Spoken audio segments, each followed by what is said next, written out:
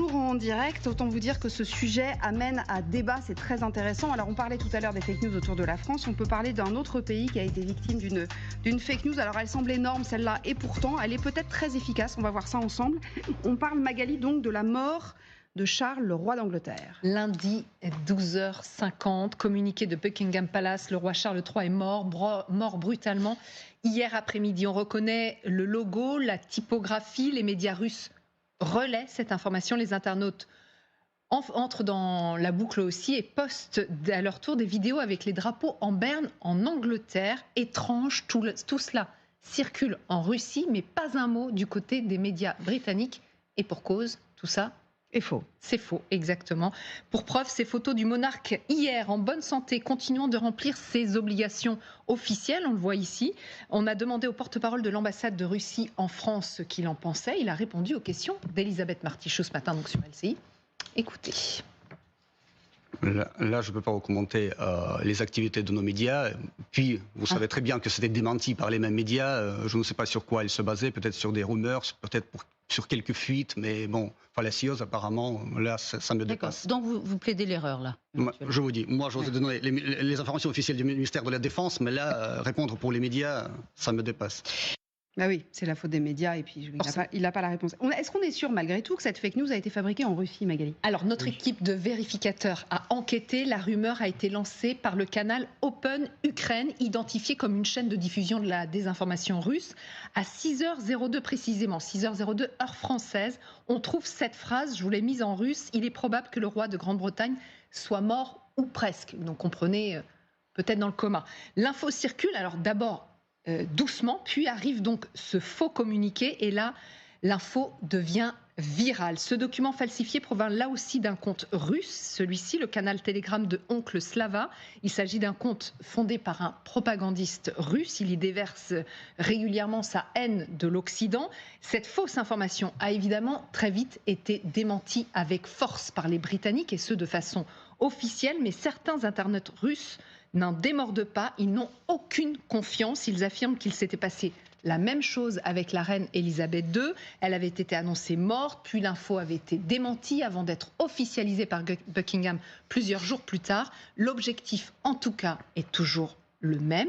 Ces fake news, qu'elles touchent la France, l'Allemagne ou l'Angleterre, c'est de discréditer la parole officielle des pays occidentaux. Et en même temps, ça paraît tellement gros qu'on se demande à quel moment ça pourrait pas les décrédibiliser eux-mêmes. Alors on a posé la question, enfin en l'occurrence c'était dans la matinale de Jean-Baptiste Boursier ce matin, une chercheuse qui était invitée justement sur ces sujets-là.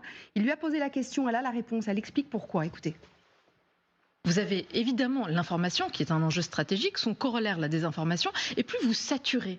Là, on en parle de ça. Mais pendant qu'on parle de la rumeur de Charles III qui serait mort, etc., on n'est pas en train de parler d'autre chose.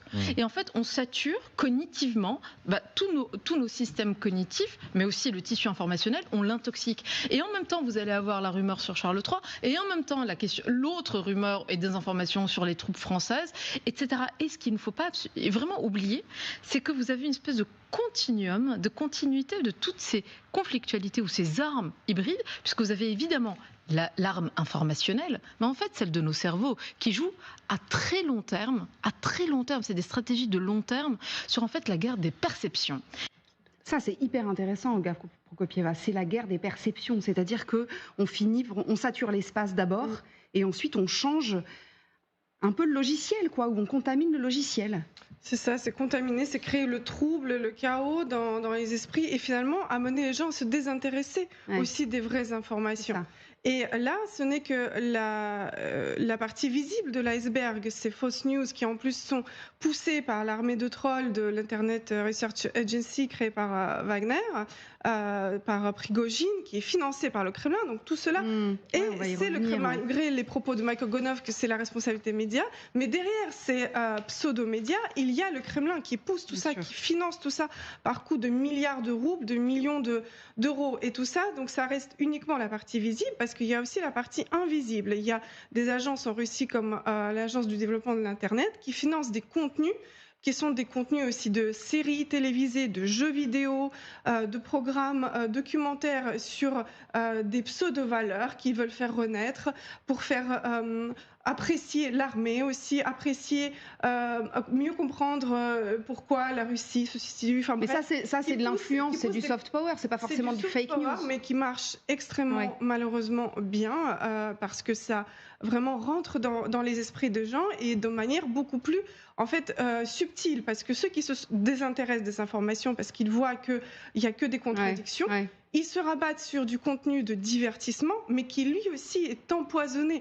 Et cet empoisonnement, il est beaucoup moins visible. Et c'est là où il est extrêmement important qu'on lutte contre cette propagande, d'où le projet dans lequel on est impliqué, lancé par Reporters sans frontières, qui s'appelle Svoboda, qui consiste à une diffusion d'un bouquet satellitaire de 25 chaînes d'informations fiables, justifiées en russe, et qui va être diffusée donc sur une grande partie de la Russie et aussi sur l'Europe, parce qu'il est important de lutter contre la désinformation et la propagande et en Russie et en Europe. Et ce type de projets comme Svoboda sont extrêmement importants à soutenir et à développer, et bien sûr aussi à veiller à ce que les sanctions contre les médias, enfin les pseudo-médias de la désinformation soient strictement appliquées.